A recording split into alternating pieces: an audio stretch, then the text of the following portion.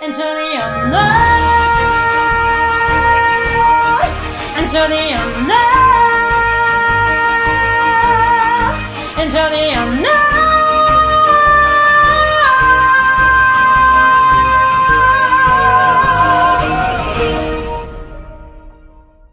Ciao a tutti, mein Name ist Silvia Vicinelli. Ich bin Sängerin, Songwriterin und Vocal Coach. Willkommen zur dritten Folge meiner kleinen Videoserie, in der ich selbst an Songs übe und euch ein paar Tipps gebe, wie ihr eure Gesangstechnik verbessern könnt. Heute geht es um das Thema Belting, weil ich mir einen Song ausgesucht habe, wo ziemlich viel Belting drin ist, und das ist Into the Unknown aus Frozen 2. Da geht es nicht nur darum, dass man hohe Töne beltet, sondern die sind auch lang gehalten, und das macht es noch ein bisschen schwieriger, muss man sagen, aber deswegen macht es mir ja Spaß. Disney-Song finde ich sowieso immer ganz toll, die sind auch sehr anspruchsvoll. Ich muss auch zugeben, ich habe noch nie diesen Song vor Publikum, vor Leute gesungen, nur vor meiner Katze, die war da im Raum, als ich es einmal geübt habe, und ist auch ganz schnell wieder rausgegangen. Ich hoffe, das war kein schlechtes Zeichen. Auf jeden Fall werde ich jetzt einfach mal direkt loslegen mit dem Playback. I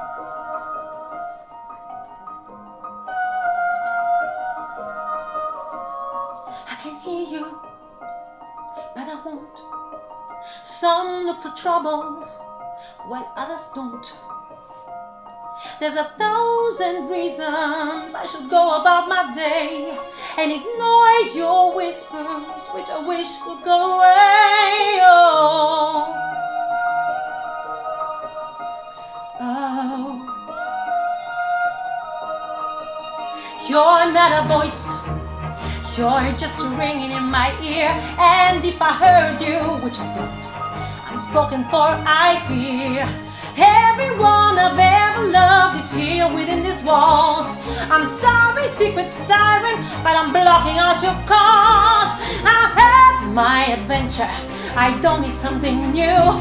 I'm afraid of what I'm risking if I follow you into the unknown, into the unknown, into the unknown.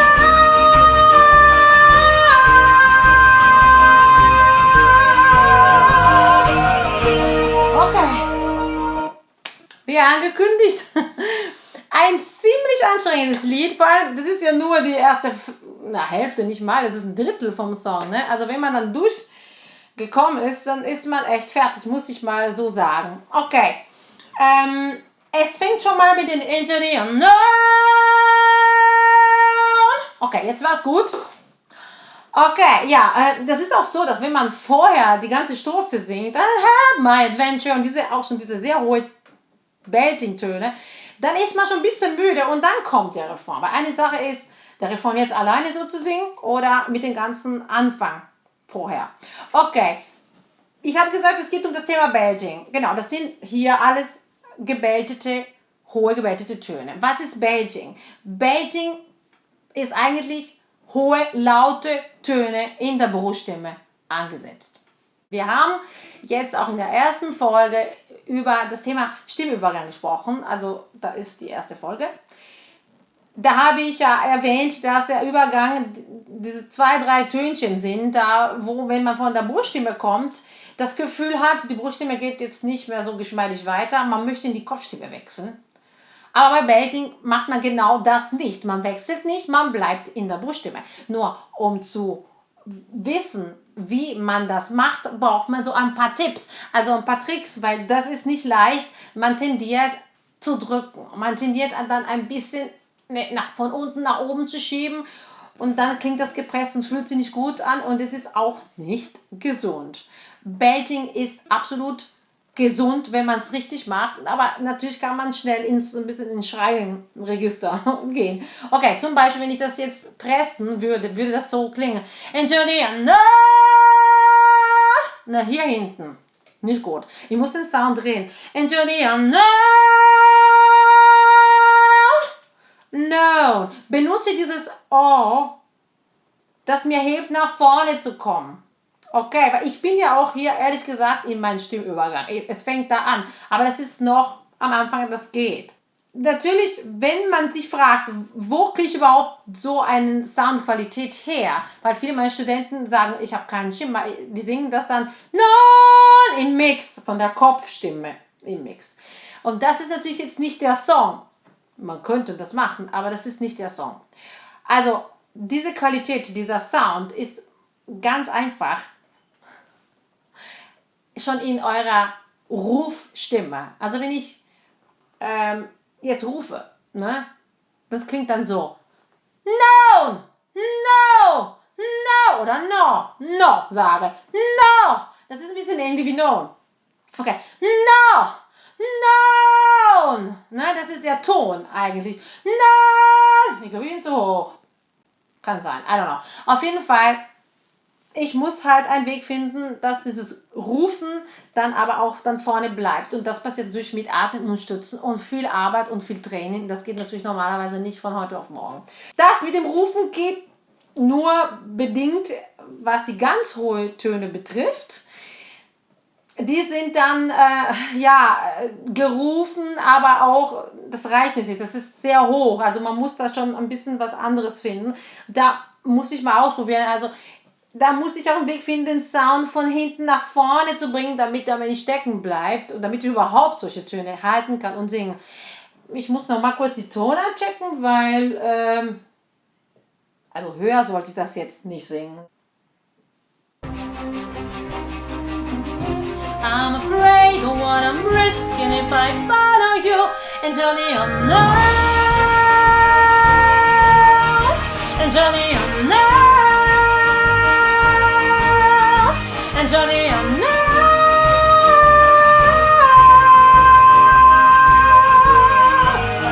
Okay, ja, no. Ich mache diese Bewegung, das kann helfen. Into the unknown. Ja, dieser Ton, wenn man runtergeht, da ist so ein Stüffchen, weil das ist schon wieder auf meinen Übergang, ne? Das sind 10. No, no, no.